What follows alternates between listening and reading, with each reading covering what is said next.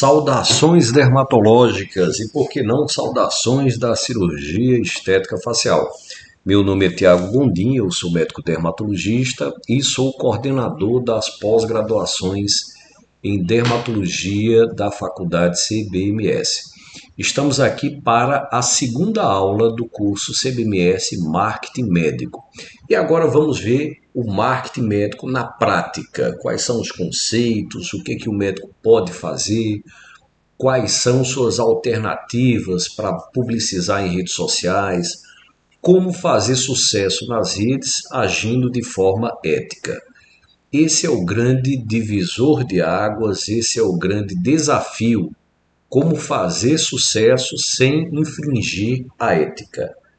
Então a gente ficou sabendo na aula passada que muitos dos colegas estão sim infringindo a ética e possivelmente serão chamados ao Conselho Regional de Medicina para assinar um termo de ajuste de conduta ou mesmo responder a uma sindicância ou mesmo responder a um processo ético profissional que pode ter diversas punições, desde reprimendas reservadas até mesmo a cassação do exercício profissional, que seria sempre uma situação extrema e necessariamente a de referendo, ou seja, referenciada pelo Conselho Federal. Nenhum Conselho Regional tem o poder de cassar. O Conselho Federal é quem caça. O Conselho Regional encaminha o pedido de cassação. Então, é difícil que isso aconteça com publicidade, mas existem vários casos, tá? Não um nem dois, mas vários casos de publicidades erroneamente apontadas e repetidamente insistidas. Então vamos falar sobre o que o médico pode fazer na prática, tá? E, claro, o que a gente vê no dia a dia não é o que o médico pode fazer, tá? Então, e aí já aponto que há uma necessidade, há sim uma necessidade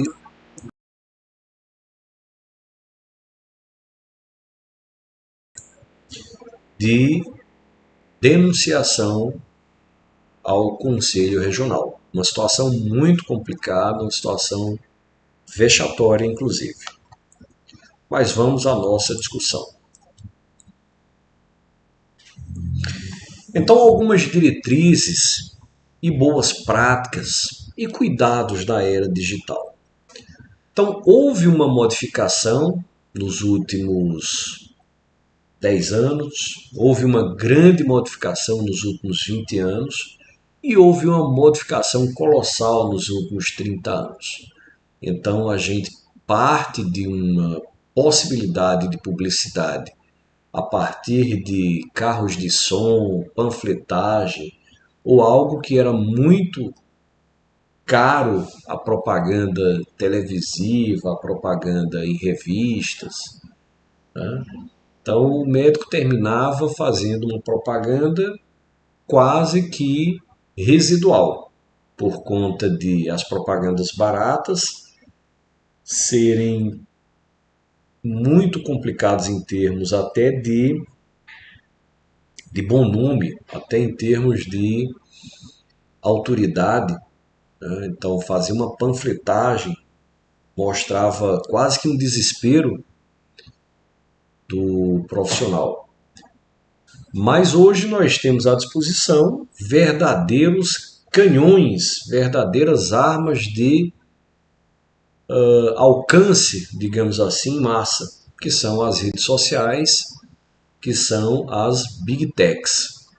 Então o marketing médico é uma área complexa. O marketing já é uma área complexa, mas imagina o marketing médico, que há uma série de proibições e impossibilidades, uma série de cuidados. Então, o marketing médico é uma área complexa que exige a conciliação do imperativo da comunicação na era digital com o rígido regramento ético da profissão. Então, estar presente hoje no ambiente online não é um diferencial, é uma necessidade estratégica. Então, quem não está no meio digital, quem não está no online, possivelmente não estará em lugar nenhum. Então, essa visibilidade deve ser construída em um pilar ético, com sobriedade, garantindo que a medicina não seja utilizada com mercantilismo, garantindo que a medicina não passe de uma profissão meio para uma profissão fim, ou seja, que ela não seja regida pelo direito objetivo, e sim pelo direito subjetivo. O marco regulatório e o caráter educativo, eles estão sempre presentes. A comunicação ao público, ela pode e deve acontecer, e ela deve apontar para a informação da atividade profissional. Ela pode ser realizada por qualquer meio ético, deve ser de iniciativa ou deve ter a participação ou a autorização do médico, como no caso de publicidades que possam acontecer por inicialização do seu trabalho, do seu grupo. Sobre os princípios da transparência e as credenciais obrigatórias que a publicidade deve ter. A publicidade ela deve ser, primeiro, educativa e esclarecedora. Como falamos anteriormente, deve ter o nome do profissional e o seu registro no CRM, seguido da palavra médico. E deve conter o registro de qualificação de especialista, caso ele exista.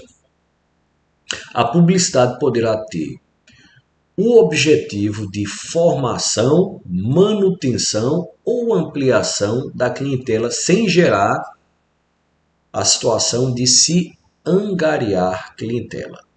Então, se permite divulgar um endereço nas redes sociais, o telefone, outros contatos que identifiquem o médico. A presença nas redes deve ser pautada sempre por produção de conteúdo estratégico que educa e informa. Esse é o melhor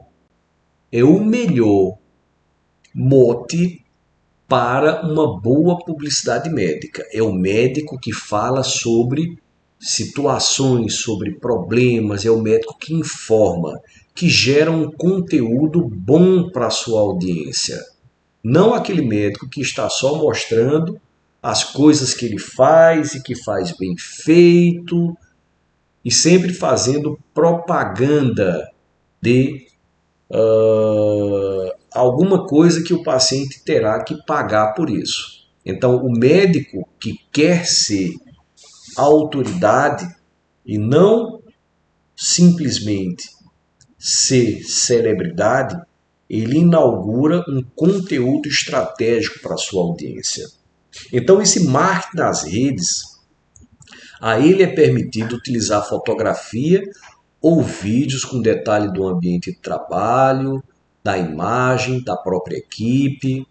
Os meios de comunicação em massa, como falamos, ele impõe que o médico ele é naquele momento representante da medicina, portanto ele não pode angariar clientela, ele não pode aumentar a sua clientela ou conquistar a clientela, e até ele pode gerar naquele momento uma conexão que vai levar o paciente ao seu consultório, mas ele não pode, naquele momento, facilitar essa chegada, porque o objetivo dele ali é ser representante da medicina, é falar sobre algo que importe à comunidade e à medicina.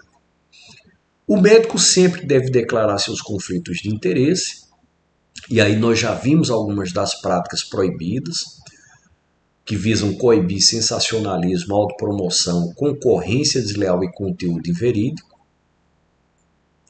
Vimos que a promessa de resultado e o desafio do antes e depois realmente são grandes desafios.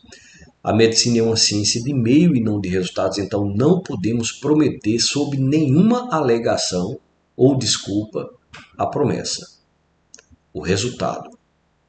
Não podemos prometer o resultado. A promessa ou insinuação de bons resultados é terminantemente proibida. Deixa eu ler isso novamente. A promessa ou insinuação de bons resultados é terminantemente proibida. Sensacionalismo por imagem. Então, entende-se de sensacionalismo por imagem quando se abusa, se usa a imagem de forma abusiva, enganosa, sedutora, com representações visuais, informações que induzam uma percepção de garantia de resultado.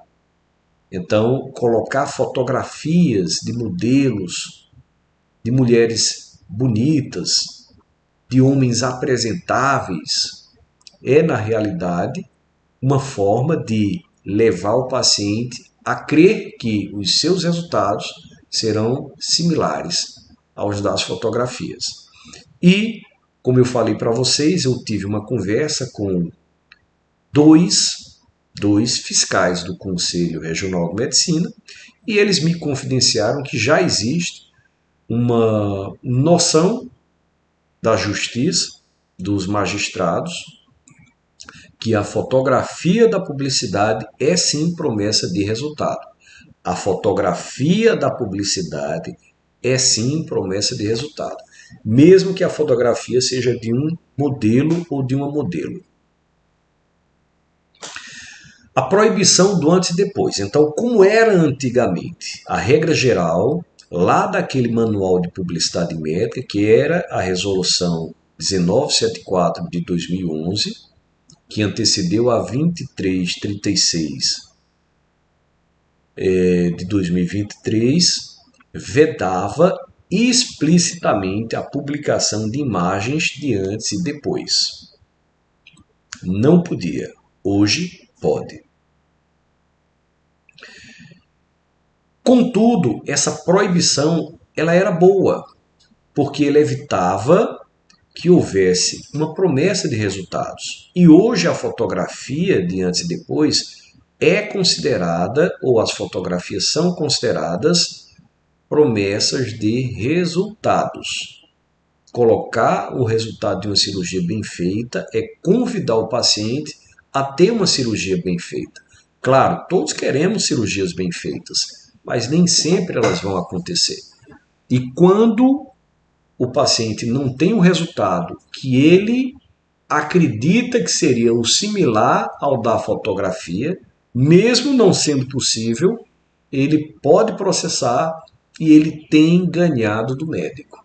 Ele pode processar, claro, só que ele tem ganhado do médico, porque o senso comum no direito brasileiro é que a promessa de resultado está na foto de antes e depois.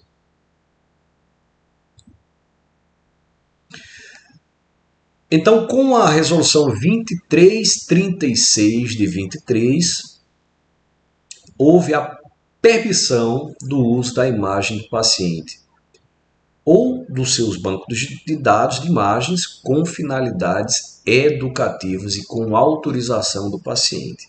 Veja, finalidade educativa. No caso de demonstração de antes e depois, vejam que é uma finalidade educativa. Estas devem ser apresentadas em um conjunto de imagens que contenham indicações, evoluções satisfatórias, insatisfatórias e complicações decorrentes da intervenção. Se você só posta fotos de antes e depois de sucesso, mesmo que você só tenha sucesso, isso pode ser encarado como uma tentativa de angariar clientela, porque você não está usando de uma maneira educacional essas fotografias de antes e depois. O uso de representações surreais, como bancos de imagens com corpos perfeitos, pode gerar expectativas inalcançáveis e está associado à promessa de resultado. Atenção, isso é importantíssimo. O sigilo profissional e a imagem do paciente. A exposição da figura de paciente, mesmo com autorização, pode configurar quebra de sigilo profissional e é considerada antiética. Então, está aí uma infração ao código, uma infração à resolução. O anonimato obrigatório. Vejam aqui a questão do anonimato permitido aqui. Mesmo que o médico tenha autorização do paciente para o uso de sua imagem em seu banco de dados, é obrigatório garantir o anonimato do paciente. Vedação de exposição pessoal. É vedado o uso de qualquer tipo de fotografia, inclusive selfies, com pacientes em material promocional, independente da sua origem. Veja, isso está nos nossos códigos e resoluções, mas o que mais vemos são essas fotografias. Lembrando, o melhor até não vir, porque se você vir, deverá denunciar. Anúncio de preços. Então, a questão da mercantilização foi reduzida nesse termo. O anúncio de preço era proibido. Agora, o médico pode informar sobre valores de consultas, meios e formas de pagamento. A vedação de promoções e gratuidades. É proibido anunciar abatimentos ou descontos que vinculem promoções a vendas casadas, premiações ou sorteios. Mas sim, pode haver promoção. Vedação é de promoção com gratuidade. Mas o médico pode fazer atos ou atividades promocionais, com redução de valores ou facilitação. Anunciar a prestação de serviços médicos gratuitos em consultório privado é explicitamente vedado, por configurar concorrência desleal. A autopromoção exagerada, por exemplo, é proibido utilizar expressões como o melhor, a referência, o único capacitado, ou outras denominações com foco promocional ou de propaganda patrocinada. Depoimentos. Então, repostar elogios ou depoimentos de pacientes, se ocorrer de modo reiterado e ou sistemático, deve ser investigado pelo CRM por poder configurar angariação de clientela. Vínculos com empresas e equipamentos. Então, é vedado a participação em anúncios de empresas ou produtos de qualquer natureza. Claro, empresas farmacêuticas, óticas, insumos médicos. Mas se é uma empresa médica, aí você pode participar, um hospital, uma clínica. Anunciar equipamento pode, é permitido anunciar os aparelhos e recursos tecnológicos, desde que a utilização das informações esteja lá no portfólio autorizado pela Anvisa e pelo CFM. É proibido atribuir capacidade privilegiada à aparelhagem ou citar marcas comerciais e fabricantes, como, por exemplo, dia do Botox, Botox Day, dia do Frax, né? Embora o Frax está sendo considerado como Bombril, então o nome Frax ficou como o nome do procedimento, que é radiofrequência. Mas isso pode gerar problema. Então, as práticas modernas e éticas de engajamento. Como podemos, então, depois de tantas restrições, como podemos conseguir fazer publicidade? Bom, então a produção de conteúdo, como a gente já falou, produzir conteúdo para a sua audiência, conteúdo relevante, trazem posicionamento, ou seja, trazem autoridade. Então, postagens informativas posicionam como referência e aumentam visibilidade. O conteúdo relevante e modificar o conteúdo, não sempre o mesmo conteúdo. Produz conteúdo relevante, né? Por exemplo, respondendo perguntas mais frequentes dos pacientes, uso de vídeos curtos para desmistificar procedimentos, Você pode monitorar as tendências médicas para gerar posts atuais, ter sempre um foco educativo, utilizando datas de campanhas de saúde, como por exemplo, dezembro laranja, para falar sobre cirurgia de câncer de pele. E aqui deve-se orientar, nunca consultar, diagnosticar ou prescrever em redes sociais. O atendimento eficaz ao lead, Sales Engagement. A atração do paciente, que aqui a gente vai dizer que é um lead, o leads, deve ser seguida por um atendimento ágil e personalizado, que visa a conversão em consulta.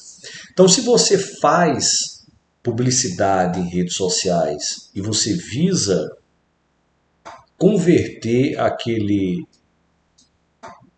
aquela pessoa que é a audiência em um paciente, você deve ter um atendimento rápido.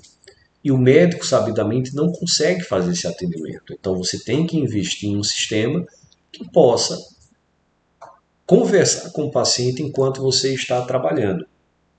Então, isso pode ser uma inteligência artificial, isso pode ser uma empresa especializada, uma secretária. A agilidade ela deve sempre existir.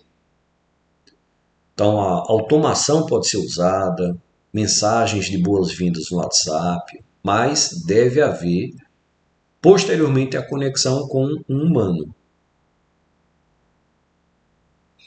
A escutativa.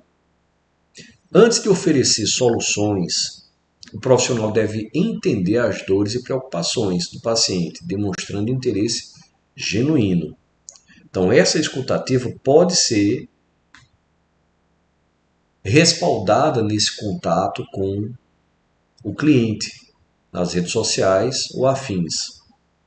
Deve-se ter a apresentação dos benefícios. Em vez de só focar no serviço, deve haver na sua estrutura algo que mostre quais são os benefícios de estar naquele serviço, com cuidado para não assumir para si benefícios que sejam autopromocionais, que sejam sensacionalistas. A cadência da comunicação. Então, utilizar o Sales Engagement através de sequências organizadas de interações, que é o chamado cadência, em canais variados, WhatsApp, e-mail, telefone, para manter o lead de engajamento. Ou seja, aquele lead ficar engajado, reforçando confiança e a importância do agendamento.